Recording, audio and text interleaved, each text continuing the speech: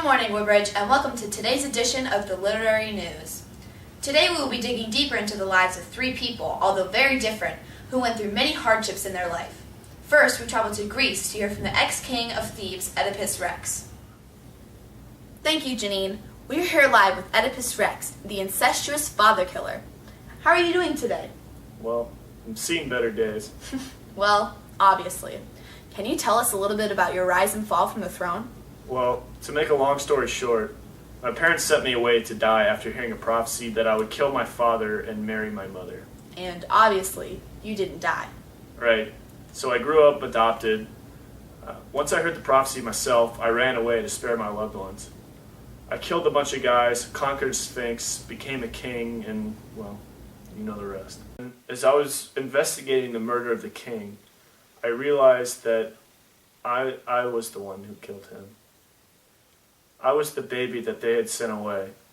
I had married Jocasta, and that is the true story of how I met my mother. Well, we've been told that you were advised on multiple occasions to call off the search for your father's murderer. Why didn't you? I believe that one should do everything in their power to find the truth, no matter the outcome. Yes, but in your case, the outcome was that your wife/mother hanged herself, you gouged your eyes out with her dress pins, and got put into exile while your brother-in-law/uncle took your throne. Yeah, well, justice needed to be paid. So your personal philosophy is to do the right thing, even at the cost of yourself. I suppose so. Well, this certainly has been eye-opening. Thank you for the interview, Oedipus. Back to you, Jeannine. Thank you. Now we go to Yell County, Arkansas with our field reporter, Jim, to meet an unlikely heroine. Thanks, Jeannine. I'm sitting here with Maddie Ross. Why don't you tell us your story? When I was 14, my father was murdered by his farmhand, Tom Cheney. I tracked him down with the sort of help of LaBeef and Rooster. We tracked him down, and I shot him, though both of us fell into a pit filled with rattlesnakes. Rooster, LaBeef, and my horse Blackie helped pull me out. I couldn't get out because I broke my arm and was bit by a rattlesnake. Eventually, my arm had to be amputated. Well, it's quite a story. I suppose so. Why did you personally feel the need to go after Tom Cheney? You were only 14. You couldn't have hired someone else, a man perhaps? Well, I was the one who wanted the revenge, no matter what the cost. I didn't think hiring someone else to do that would do the trick. Do you think your age and gender had a lot to do with the hardships you faced? Yes, to an extent. It was hard to get LaBeef and Rooster to help me at first. I had to prove myself to them. But I was smart and resourceful. Still am.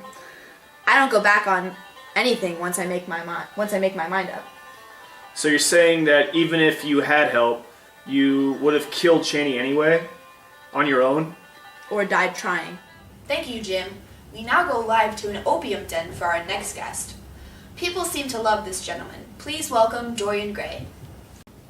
Thank you for having me, Jeannine. Now, Dorian, we've heard that you sold your soul. Would you care to tell us a little bit about this? Is this true? That's simply not true. I've done many good things. I mean, like you said, everyone loves me. I just like spending time here with my friends.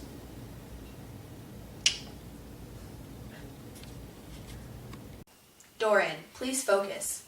We've also heard troubling reports about your friend Basil Howard's disappearance. Can you tell us anything you might know about it? Sorry, what were we talking about? All right, my soul. Never sell my soul.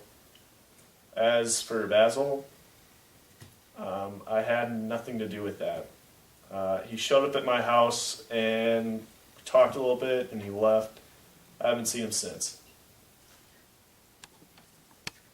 What did you guys do at your house? We just talked about the painting. We ate and then he left. I haven't seen him since, and I mean, I already told you everything, but I don't know. I think that guy might have been in love with me. Thank you, Dorian, for being here today. Thank you for having me.